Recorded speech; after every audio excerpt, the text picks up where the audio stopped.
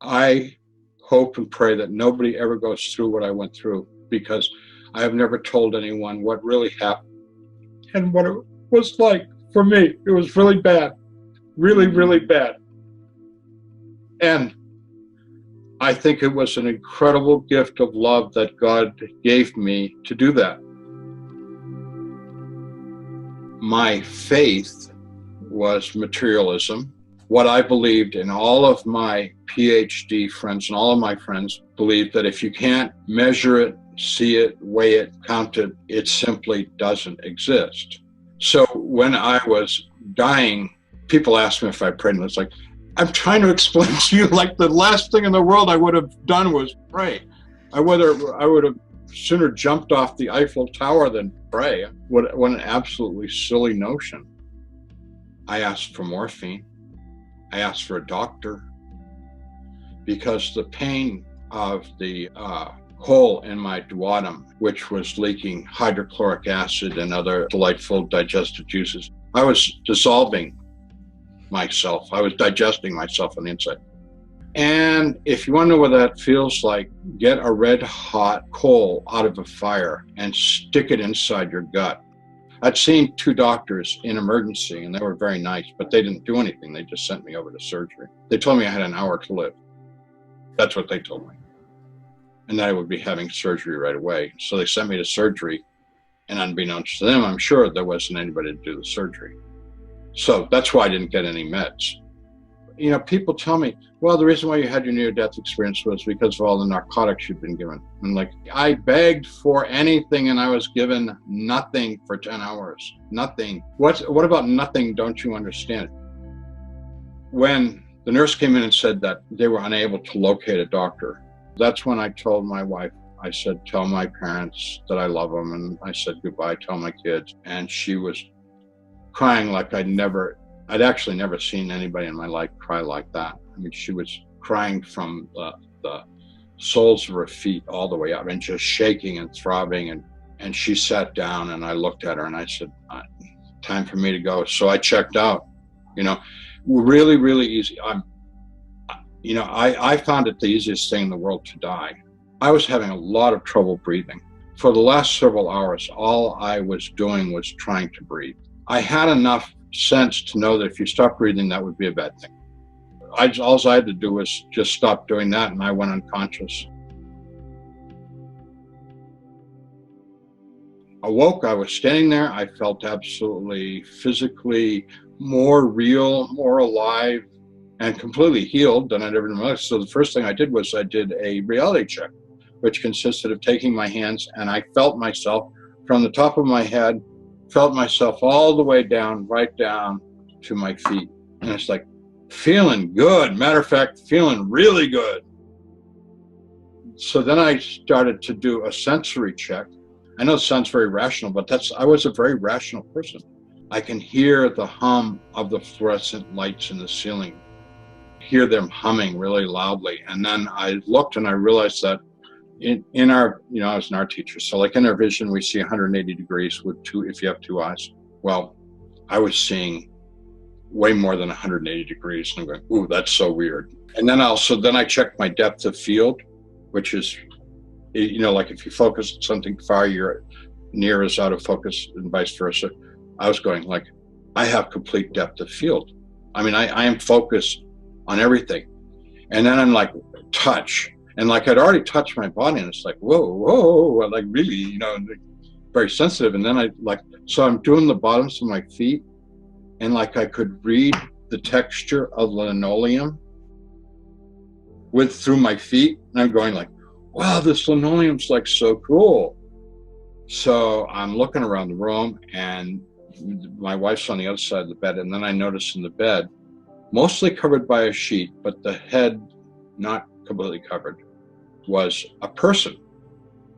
And I looked at the person who was facing my wife away from me. And to my horror, it bore a remarkable resemblance to me.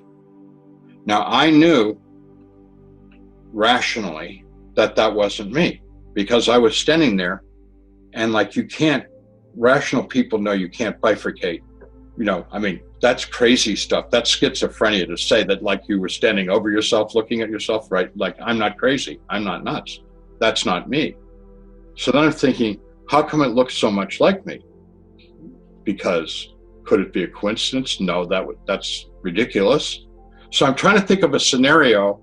So what I came up with, which I realized was absolutely ludicrous, is that the French hospital personnel had made a wax replica of me. I realized, one, they didn't have the time to do that. And that's like, takes a lot of skill because it was a very good replica. And three, like, what would be their motive? You know, I mean, why would they go to all that trouble and expense? Yeah, I mean, looking back was funny. At the time, it was very disturbing. So it made me angry. I'm going towards anger. And then I tried to communicate with my wife, her head down and tears running down her cheeks. And I get no response. And it was like infuriating. One of her techniques to punish me when we were not getting along was to ignore me.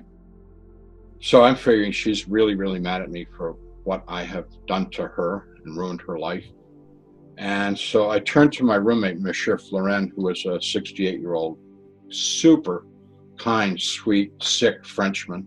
I tried to talk to him. He looked through me like he couldn't see me, which of course he couldn't. I started yelling and screaming at him and no response. And now I'm really agitated, very, very agitated. Yeah, so I heard people outside the room calling me by name, which I thought was strange because I was in France, and surprisingly, the people in France speak French, and Howard is not a French name.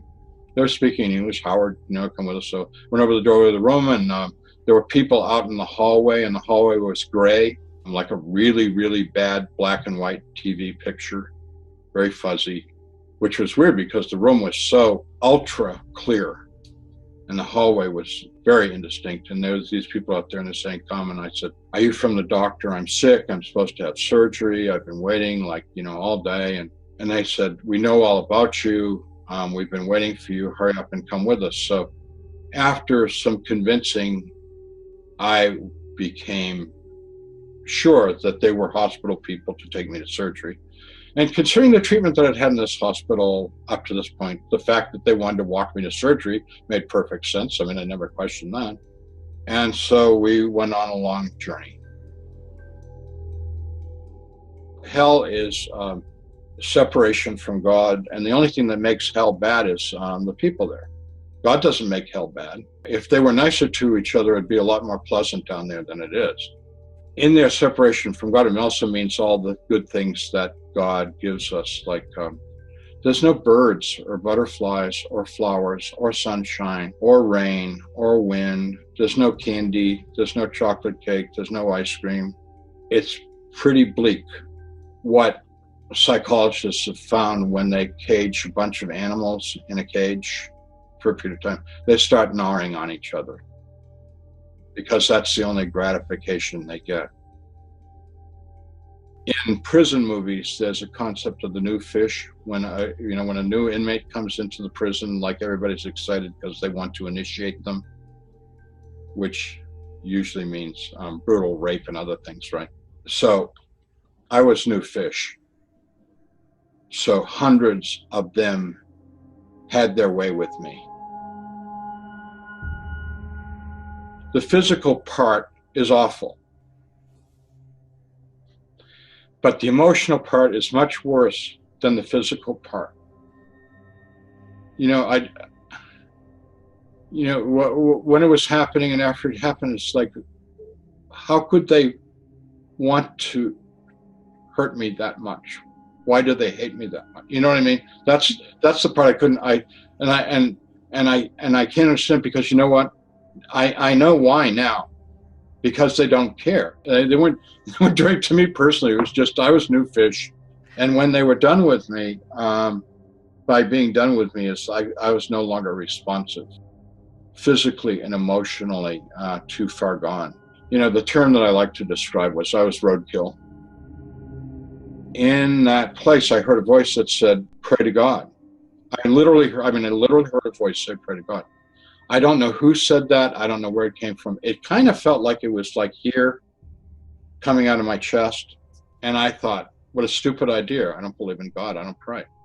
And the voice said, pray to God. And I thought, I don't know how to pray. I haven't prayed since I was a kid. You know, it's like, I don't pray. I'm not a prayer. Forget it. The voice said, pray to God, real strong. And I thought, okay, what would it look like for me to pray? And so I'm thinking, okay, I pledge allegiance to the flag of the United States. Oh, no. 70 years ago, our forefathers brought forth in this continent a new nation. No. Oh, man, I can't think, like, I mean, I'm remembering things I've memorized because, of course, from my perspective, 38-year-old genius, college professor, department head, I thought prayer was something you memorized when you were a child. So I'm trying to remember, and like I finally come up with like, the Lord is my shepherd. And I'm so excited, I murmured it. I murmured it out of excitement that I actually remembered something that sounded like a prayer.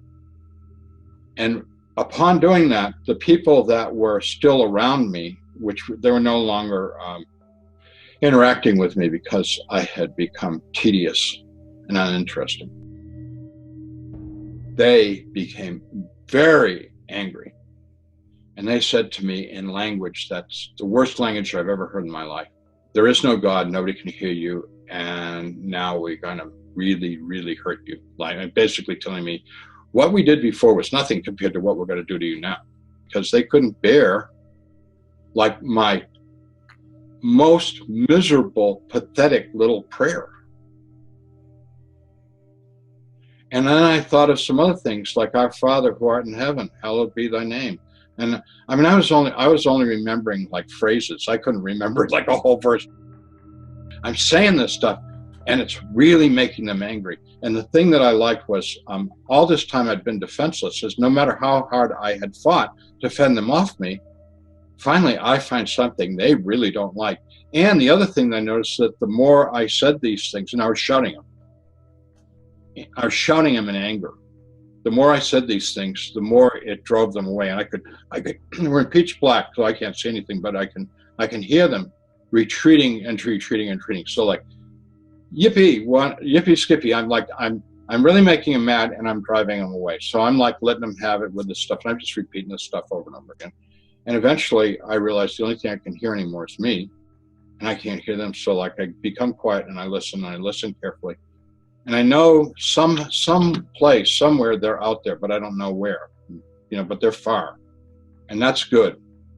And then I think about my situation and realize I'm stuck because I can't crawl, I can't move, I can't go anywhere, and I don't know where I am.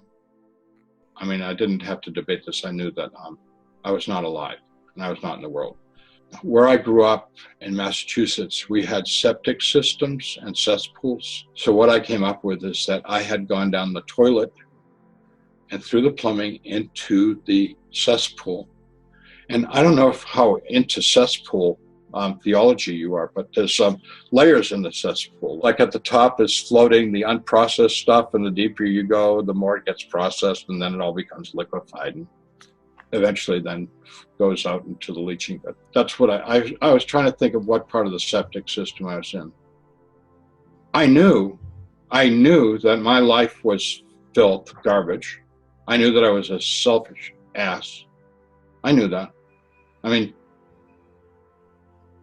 in the world, I never would have admitted that to you. If you'd met me as Howard Storm, Professor Howard Storm, at Northern University, get you to admire me and be a fan, all you would be to me is someone to support my ego. I did my own life review, and what I concluded was that, I know this sounds funny, but I graded myself after I went through my life, and I realized that I was basically F and D's in every department. My relationship with my father, my mother, my sisters, my students, my friends, my wife, my kids, I just gave myself F and D's up and down the line, because all I could see was all the ways that I had failed. And I felt real bad. I realized that I belonged in the place that I was, and that I was stuck there and nothing was ever going to change it, and that the only way that I could have any kind of an existence in that place was to somehow pull myself together and to become more vicious than they were. In other words, before you got a chance to bite me in the neck, I'll rip your head off. That would be our greeting. You know, you go for my neck and I rip your head off. And I thought, I'd rather not exist than live like that, because I'd rather not be than be one of them. So now I'm in a dilemma, because here I am, there's no way out. I have no way of knowing how, yet they're going to come back, and I can't count on this prayer bit, which was quite insincere.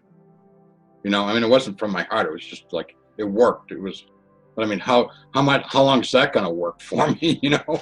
And I went into the deepest despair. I mean, here I am in the cesspool, and now I'm emotionally, spiritually sinking into a deeper hole. My little mind's working, trying to come up with something. It comes up with like a 8 or 9 year old child sitting in Sunday school singing "Jesus Loves Me." It wasn't the idea. The words were good, but it wasn't the words. It was like, when I was a little kid, I believed in like this God/Superman. And when, you know, the alligators and bears that live under your bed that are trying to bite your toes, remember them? When they would start snapping at my toes at night, you know, in the middle of the night, I would pray to Jesus and they would go away. And then of course I'm having voices in my head saying, you don't believe this silly stuff, you know, like that, you know, you were a child, you're an idiot. You know it's not true. And then the other voices were saying, why would he care about you? You've done nothing but use his name as a cuss word for the past 20 years, you know, like, you know, he's not going to listen to you. Even if he did exist, he hates your guts. You know, I mean, I'm having all this stuff going on. And then, like, finally, I'm like screaming in my head, like, stop it, stop it, stop it. And I just yell out into the darkness, pure desperation, Jesus, please save me. Without the faintest idea whether there was a Jesus or not a Jesus, or whether he liked me or didn't like me, or, you know, I mean, I had nothing except this faint hope that it might be true. This impossibly bright light, like if it was actually light, it would have burned me. I was like, you know, so overwhelmed by the brightness of the light and its beauty. And then, like, I looked down at myself and I saw gore, and I was like, ew, I had been eviscerated. Okay. Not pretty. And out of this light came hands and arms, and he touched me. And when he touched me, 3 things happened. One is all the gore just started to disappear and I became whole. The other thing that happened was I was filled with ecstasy instead of being simply just nothing but pain from head to foot. Now all of a sudden that the pain goes away and I'm filled with ecstasy. And lastly, and most importantly, I experienced a love that I had never known that existed. And unfortunately, I haven't found any language yet that can begin to describe it. He picked me up. He held me real tight. When he held me, I knew that there was some, besides all this healing and love and all that he really, really liked me a lot. Matter of fact, I'm his favorite person in the whole universe. I have to add, unfortunately, you are too. And he likes me. I mean, he doesn't dislike me. He's not, you know, he's not mad at me. You know, he's happy. So I'm holding on to Jesus. I'm crying, happy cry. And he's rubbing my back. He gave me a nice, very soft, tender back rub. And we take off. Just like flying in a helicopter, except it was just Jesus and me without the helicopter. All I'm aware of, because like I've got my face buried in his chest and neck, was we're going. We're really going. And actually, I'm a little bit scared, because I'm actually thinking, I hope he doesn't let go of me. So we're moving, and I'm trying to get my act together, because I'm feeling, I've put a lot of slobber on him from my nose and mouth, a lot of slobber. And I'm feeling bad about that, because I don't have a hanky to clean him up. And okay, so I'm trying to get together. So I get enough together, and I look and I see like we're moving towards a world of light, and all around the world of light, like a bazillion little lights going in and coming out, and there's all this activity. And I had this gigantic, the God that I said wasn't, we're going to his house. We're going into his territory. I mean, I know that. I just know that somewhere in that big galaxy of light, if you will, there's God in that, and we're headed towards it, and I am the biggest idiot in the whole world. And they probably hate me, because of what I've said and done. I think to myself, he's made a terrible mistake. I don't belong here. And with that, we come to a stop, and we are outside of the world of light, which we could call heaven, because that's what it was. I call it home. He spoke to me for the first time telepathically, and he said, we don't make mistakes. You belong here. And I thought, how do you know what I thought? I didn't say that. Can you hear what I think? And he laughed and he said, I know everything you've ever thought. And I thought, I feel real uncomfortable with you knowing everything I've ever thought, because I've thought things that I don't want you to know that I've thought. And immediately I thought of something that I didn't want him to know that I thought about, which is I thought of a breast. I've always been a boob guy. And you know what he did? He laughed and laughed and laughed. He thought it was really funny. And I thought, oh, he thinks I'm funny. He said, yeah, you're real funny. And I was like, he thinks I'm funny, because nobody thinks I'm funny. I mean, like, I have a wicked sense of humor, but it's like, it's New England. It's very dry. I make like a lot of jokes, and people look at me like, what's your problem? So like we started talking, and he kind of interrupted our conversation, which is all telepathically. He had a young male voice. He said, I got a bunch of people I want you to meet. And so he called out with tone, musical tone. And they came, and there was a group of them, and they formed a semicircle around us. And he said, they've recorded your life, and they want to show you your life. So we proceeded to watch my life. And that was what I would refer to as a holographic projection of me interacting with people. And the interesting thing was that there were props, but usually not a background, only when the background was appropriate. We got tables and chairs and a floor, and the rest just isn't there at all. We'd go into a scene and like see what happened to the person after, what happened to them after we'd interacted, or what they were feeling. We'd feel what they were feeling. I was more manipulative and detached from people, and Jesus and the angels clearly shared their unhappiness with the direction that I was going. Not in a cruel way, just like, it's really disappointing. And I felt their feelings, and I felt bad that I was such a disappointment. They weren't angry, they weren't mad, they were just disappointed. What I ultimately learned from the whole thing was that we were created to love one another. That's our job, that's the curriculum, that's the whole thing in a nutshell, and that's the only thing that matters. And what I was doing was moving away from that. I mean, I had a career, I had a wife, I had kids, I had a house, I had cars, blah, blah, blah. I had all that. I had the American dream, and I was going somewhere, and I won prizes at art shows, and I got tenure, and I was a full professor, and I, blah, blah, blah. And none of that mattered. And they let me know that none of that mattered at all. Matter of fact, it was very surprising disappointment, because I'd say, look here. I got, I'm a full professor. I'm 26 years old, full professor. Nobody gets that, I'm like, yeah, well, that is of no consequence at all. Look here where you ignored a student who really, really needed a friend.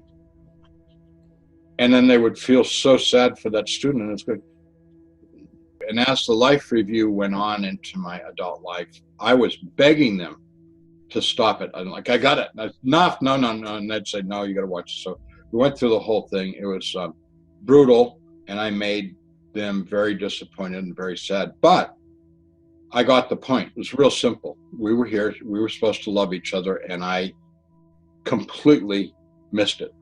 I thought my life was about being the most famous, wealthiest, important, powerful person that I could possibly be. I mean, I wanted it all. When we were over with that whole thing, he said, "Do you have any questions?" And I said, "Yeah, I got a million questions." So I asked him everything I could think of to answer. And he answered everything. I've never told anybody everything because some of it gets like a little esoteric. And, I've gotten in trouble for stuff. I mean, I've had people tell me that I'm the devil and I'm an apostasy, and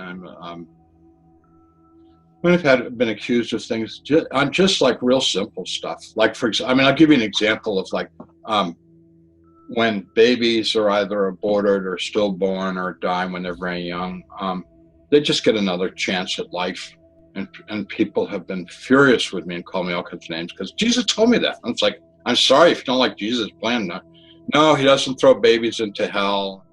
He not only told me, but he showed me, and we visited some places that the universe is full of intelligent beings and varied life forms, and that, in fact, this world is one of the lowest of them all.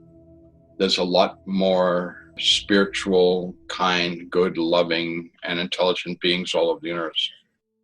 I asked Jesus, and so what happens to people when they die? And he said, it's a really big problem because he said, usually when people die, they don't know they've died because, like, when they were dying, they were in suffering, and when they die, the suffering's over. And so they feel really good. So they think they've gotten well, and they don't know that they've died at all.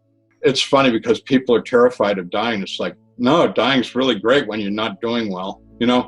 Ran out of stuff to say. So I said, okay, I want to go to heaven. And he's like, actually, you got to go back to the world and try and, have the life that you were created to be in the first place. So we had a huge argument. People always say, like, argument. I go, yeah, I argued with him as much as I could possibly argue. I said, why would you send me back to the world? Because it's full of cruel, mean people, and it's just terrible existence down there. And he said, that's true. There's lots of cruel, mean people. And he said, there's also very loving, beautiful people. And he said, what's in your heart is what you'll find. And if you have love in your heart, you will see the love in other people. If you have beauty in other people, you'll see the beauty in them. He said, it's what's in you is what you're going to find. And you know what? Amazingly, he was right again. I've been doing this thing for over 30 years 33 years now, since 85. And yeah, if you seek love and beauty, you find love and beauty. If you seek cruelty and ugliness, you find cruelty and ugliness. But I'm telling you, the love and the beauty is in everywhere and in everyone, including people that do not strike you immediately as either loving or beautiful. When I was recovering in what they called the recovery area of the hospital in Paris, the room was kind of dark. It was daytime, but the lights weren't on. The room lit up. And this young man, beautiful young man, in his like mid or late 20s, it appeared, blonde, wearing hospital scrubs, pale green scrubs with a V-neck, short sleeves, and sneakers. He comes into the room and he goes, "Howard, how are you?" I'm like, whoa. Once again, perfect English. No, kind of a surprise in a French hospital. Long and short of it was, he said, "I'm going to be watching over you, and I want to assure you that everything's going to be okay, but you've got a long recovery ahead of you. But I will always be around." And I said, great. I mean, he was so kind. And I said, "So what's your name?" And he said, "Oh, don't worry about that." He said, "You will never see me again."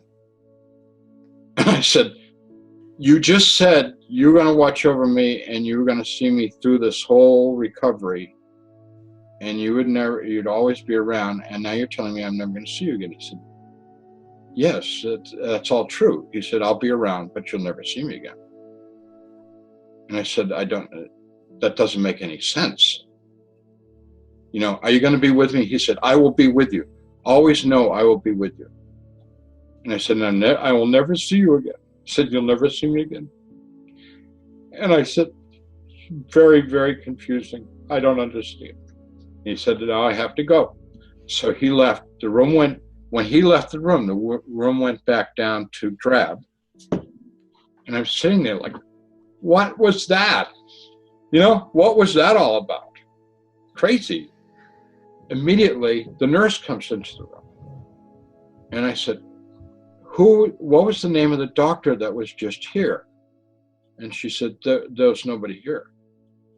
And I said, no, like the young doctor with the blonde hair and, and the sneakers and stuff,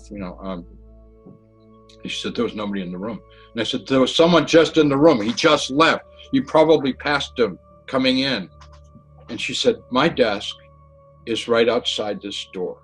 I've been sitting at that desk for a long time. Nobody has been in this room or out of this room.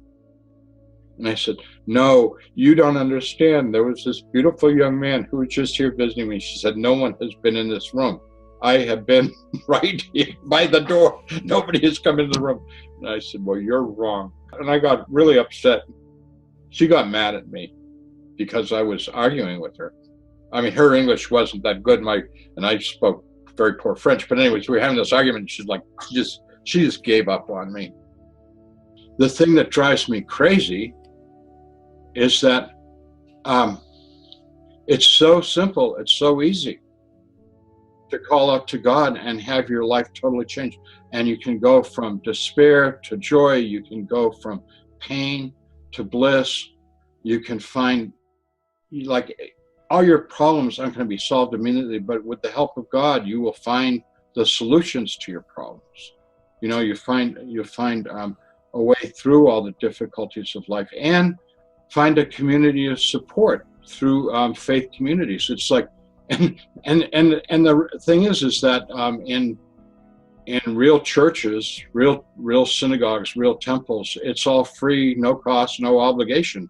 I mean, because you get a bunch of people just living to try and be helpful and supportive to someone. If you would like to go a little bit deeper into his experience, I would highly recommend checking out his book, My Descent into Death. There are links in the description for the Audible version and the hard copy and Kindle version, so check that out if you would like.